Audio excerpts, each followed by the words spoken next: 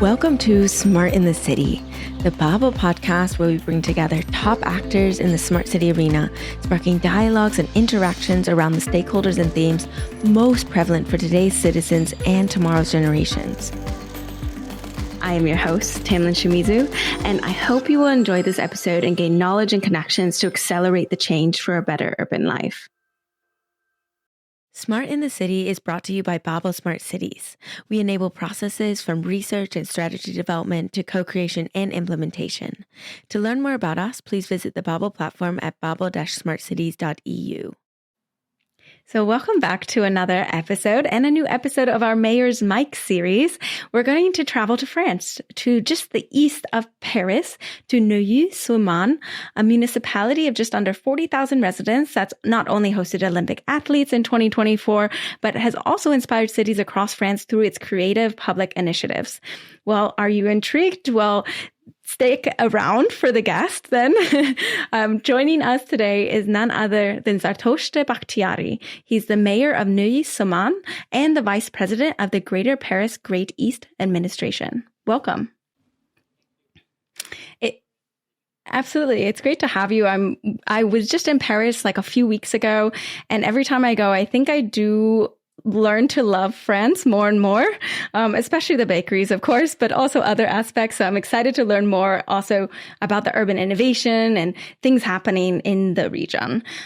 So before we get started into diving into some cool initiatives and projects and all of that you're involved in, I want to get us a little warmed up with a little teaser question. And that question I have for you today is, what is one fun fact or little known fact about Neuilly? Maybe I can say that during Napoleon the Third empire, we had a largest city which include Neuilly-sur-Marne, and another city which is called now Neuilly-Plaisance. And people of this part of the city, the western part, Neuilly-Plaisance, had separate from us, because we wanted to found the first school of the city, and they didn't want to do so. So it was the first act of resistance from our city, and now we have the oldest school of this area. Very interesting, and still probably bringing that education focus into other aspects, right, of life. Cool. Thanks for informing me, and I always love a good fun fact about places. I want to now learn a little bit more about you as a person, your journey into becoming mayor. What's your background? Where did you come from? Bring us on that journey a little bit. So I'm 35 years old now, and actually I'm a child of the city of Neuilly-sur-Marne. Since my first week of life, I've lived in Neuilly-sur-Marne, so I was a baby in the city, I was a child, a teenager, and now an adult. And I can say that I have memories in every corner of the city, which is why I have a very strong attachment to this city. And I may also say that I've always been very interested in politics at 5 years old, during the 1995 presidential campaign, when people at the kindergarten asked me what I wanted to do and to be when I grew up. I would answer that I wanted to become Jacques Chirac, who was the president, the future president at that time. And later on, I wanted to study political science and law. So I studied at the Paris Faculty of Law, and I've been lawyer since I was 24. So I'm 35 now. And during my studies from 2010 to 2012, I worked at the headquarters of the rightist political party at that time. And I may say that it was an extraordinary life experience, because in politics, you may see both of the best and the worst of human nature. And some people go into politics to do good, and while others just pretend to do so. And then in 212, I actually experienced this presidential campaign from the inside. It was really intense and truly fascinating. And 2 years later, in 2014, when I was 23, I ran as candidate for municipal elections in Neuilly-sur-Marne. We lost, but it still came but we came in second, and that was actually a victory for us. And for 6 years, I was the leader of the opposition within the city council. And in 2020, we won this election. So now I'm 35 years old, and I'm mayor, and I serve as vice president of Grand Paris Grand Est Metropole, which is a significant district authority in the eastern of Paris metropolis. And that's all. Sounds busy. Sounds like you've got a lot and a really impressive journey. So I congratulate you on that. Thank you. And I love, that's actually probably one of my favorite things about my job, is hearing how all the past experiences have gotten to shape where you're at today. So really incredible journey there. For our international listeners, could you explain for us what is the role of the mairie? If I'm saying that correctly, my French is very bad, but which is the city council in France. And what are kind of the key responsibilities and limitations? Actually, mairie, the city council, is a very old institution in France, because we can see that it comes from the French Revolution. And in France now, we have more than 35,000 municipalities in France. And we can say that the municipality is a fundamental unit of the Republic in France, and within which the mayor and the city council has a very important role. And today in Neuilly-sur-Marne, so we have more than 40,000 inhabitants, and we are growing up. So maybe we will reach the 50,000 in the few years. So the local municipality here in France can create and manage nearly, we can say, all public services close to the people. So we have nurseries, we have preschools, primary schools. We have to manage roads, parks, gardens, the cleanliness, the urban planning, stadiums, gyms. We may also talk about community and sport life, events in the city, health services. We have, for example, facilities for doctors, economic development, and also safety, because we have municipal police which is armed, video surveillance, etc. So we can do a lot of things linked to local public services. And currently in Neuilly-sur-Marne, we have more than 900 municipal employees who are working in all these areas, and we have a annual budget of more than 100 million euros. So we can say that in France, mairies can do a lot of things, and in France, if I can add, cities can take a wide range of responsibilities, and that's what make it so exciting, because if there is a political will, we can launch real major initiatives. For example, and we can maybe detail later, but we have created a true nature tourism hub in the city of Neuilly-sur-Marne, with a municipal campground, a municipal marina, and service for renting electric license-free boats. So we also have municipal beers. So actually, if you want to do something, you can do it in France, and that's really exciting. From an economic standpoint, it's not very liberal, but it provides strong initial strength, and we can then let the private sector take over all these initiatives. And today, maybe we can say that the main limitation of all we want to do is the cost of public service. Yeah, really interesting structure. I think there's a lot to learn from, looking at all the different structures that different countries have and trying to pick the pieces that are best. One of the pressing challenges is, of course, for government around funding.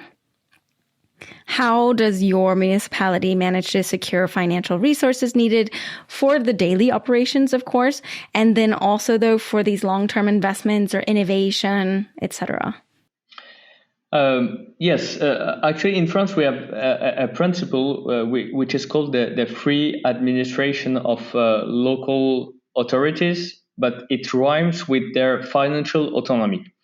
The problem is that in every a lot of countries in Europe, we have the same problem, and we between 2013 and 2024, we have the funding from the government in France for municipalities has decreased a lot, because we had around 41 billion euros in 2013, and we have only 27 billions in 2024.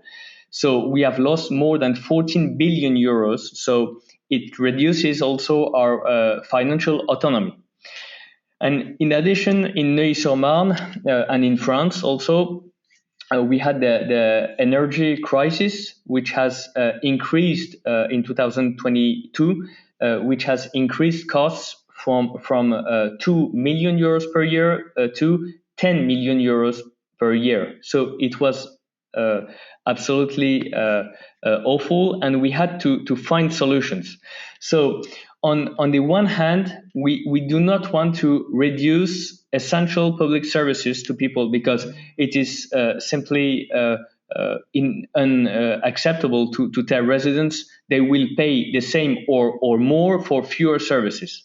And on the other hand, the easy solution of constantly raising taxes is not acceptable either. So we can feel that more and more people are struggling with the idea of tax consent, and we know that if that consent disappears, we no longer live as a united nation.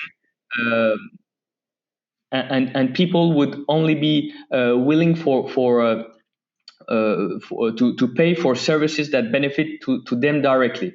The national solidarity, the national security, public education, that things would totally be called into question. So we are making sure to keep investing, because we want to continue to invest in order to direct our investments toward projects that will generate savings in the future for future generation.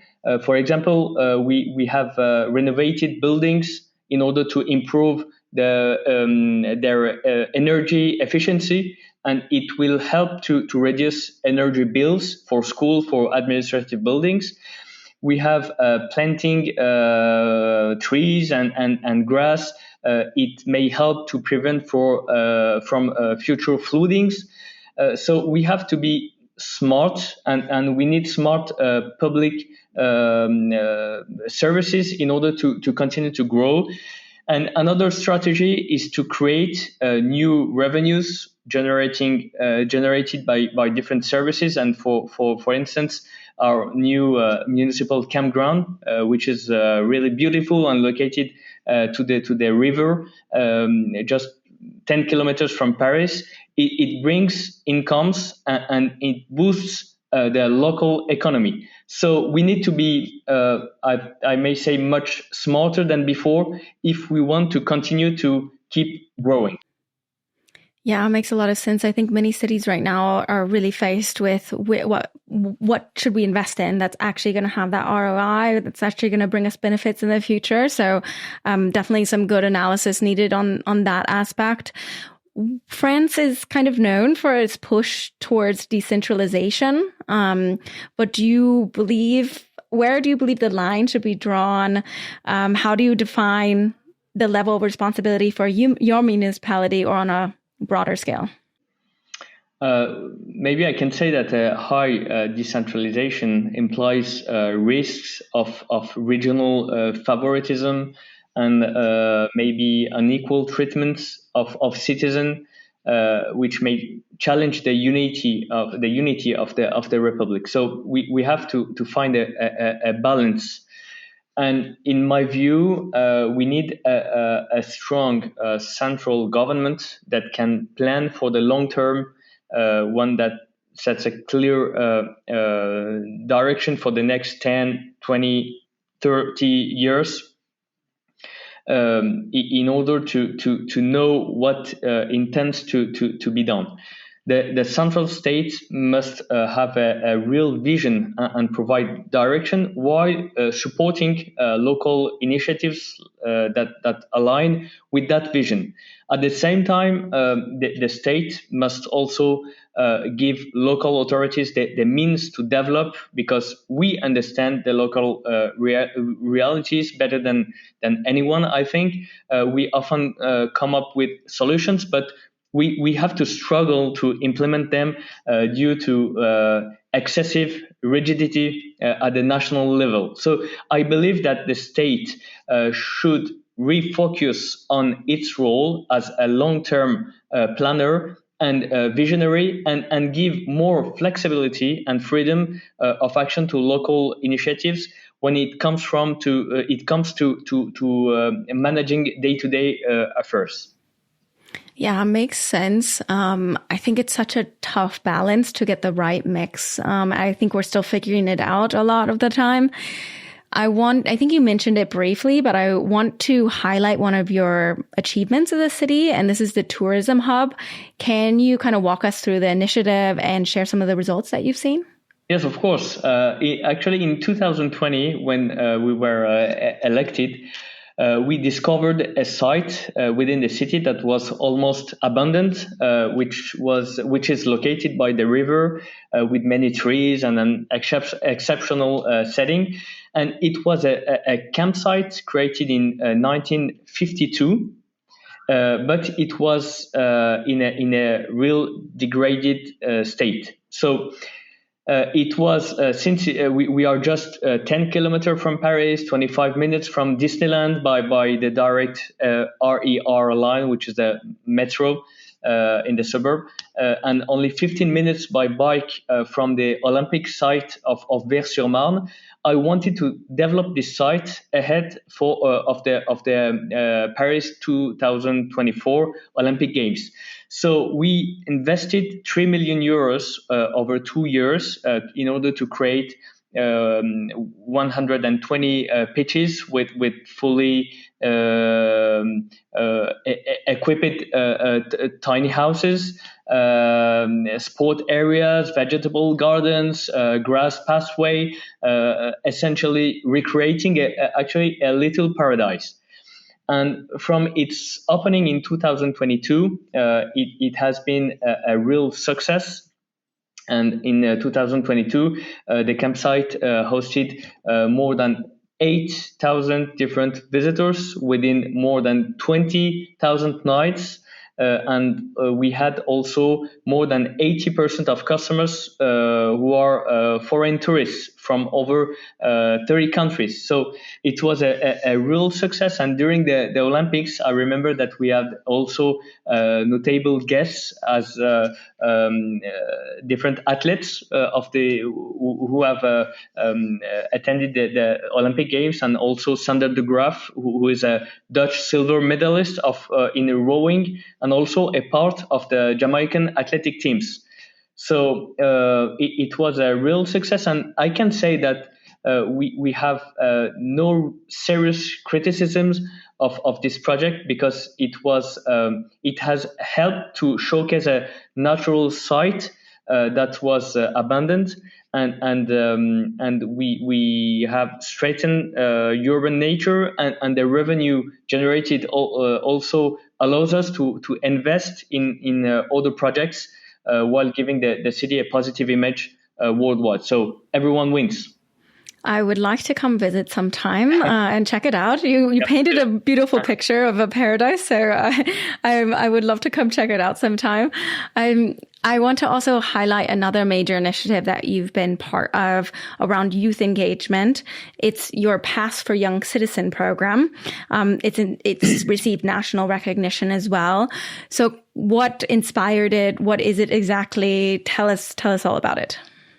Also, I can say that this project was especially close to my heart because as we have discussed before, I'm a child of this city, so I remember that when I was a teenager, there wasn't much to do in town. So in August 2020, just 1 month after we were elected, I remember that an incident occurred in the city, and that was the following incident. 3 teenagers slapped a 20-year-old nurse on a bus simply because she asked them to wear a mask to protect against COVID. And the youth were arrested, and they were only 13 and 14 years old. So that's when I realized we absolutely had to do something from young people and starting at 12 years old, and not wait until 16 or 17 or 18 like most youth programs do. So I started thinking about how to encourage teenagers to do good deeds and to stay at their right on the right path, and while also rewarding their efforts. So we created this program, Pass Jeune Citoyen in French, and the concept is very simple. Young people between the age of 12 and 20 earn 1 point for every hour they spend either helping the city through civic missions or volunteering with humanitarian or sports association in town. So they collect points and they can exchange them for rewards.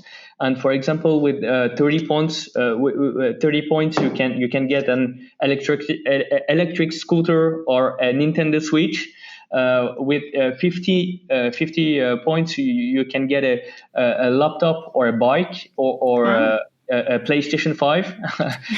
With 80 points, you have an electric bike, or with 100, you can go for a driver's license. So it took off quickly, and in just 3 years, we had more than 1,100 young people who have taken part of this program. So it helps young people build self-confidence. It encourages them to get involved, and it teaches them to the responsibility through positive actions. So I'm really attached to this program. I can tell that I mentioned 2 of your like baby projects, like your initiatives that you hold very close to your heart. I know that the listeners can't see you, but your face kind of lit up when I mentioned those 2. So it's great to see that. Also the passion behind it. From your perspective, you mentioned great things that are happening. Obviously, there's still a lot of challenges. What do you think is the main challenge you're facing still in your municipality? And also, what kind of tool in your toolbox, or what kind of support do you think you need to really accelerate this change? Actually, in France, as in Neuilly-sur-Marne, the unity of the nation is the main, I think, thing on which we have to focus. And we can see a real social diversity in the city. So we have very diverse population requiring policies that promote social mix and integration through maybe cultural and educational initiatives.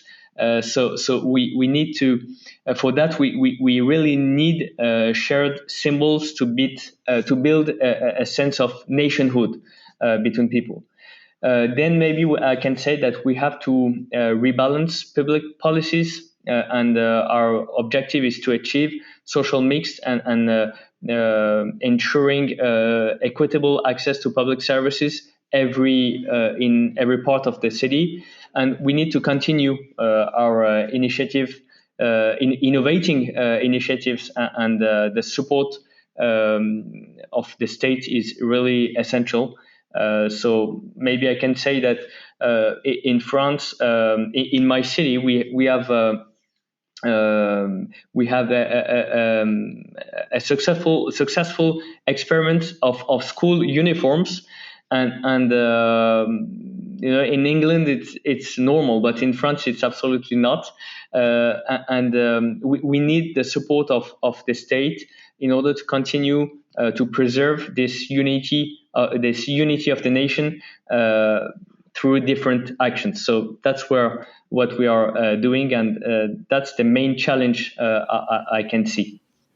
Yeah, absolutely. Of course, in these times, integration is such a vital topic. And you also touched on a topic that's actually really near and dear to my heart, which is around creating urban identity within cities, a shared, as you mentioned, kind of this shared identity that you can bring forward with all the citizens, and also proclaim that on an international level and more. So important right now, I think, on all aspects. I want to give you a minute, if you like, as well. This is our open floor. We touched on a lot of things. We talked about a couple initiatives that are close to your heart, but there might be things that we missed. Is there anything else that you think is really important for the listeners to know that you would like to present today? No, maybe I can just add that the involvement and the engagement of people is absolutely essential. This is something very important, because we see that public services and public administrations and roles as mayor are not very attractive to people. But if we do not do this for the community, for the nation, the nation will disappear. So we have to fight in order to preserve the essential values that we have to share, and this is something I'm really concerned by, because of the fact that I see that young people are not very interested in politics and doing good things for the nation. Yeah, really good point. With that, we move to our segment. We have different segments for different guests. The one that we brought to you today is called Inspire Us. Inspire us just a little bit with a story, a quote, or anything that has inspired you recently. Actually, I can say two things. Maybe the first one is a little statue of Zarathustra. Zaratosh means Zarathustra in Persian, which is on my desk and looks at me, and it reminds me this essential triad of Zarathustra, which is good thoughts, good words, and good deeds. So this is something very simple, but we have to keep in mind for all the day, and I think that it is very important to remember these three simple things that may lead to, I think, good actions.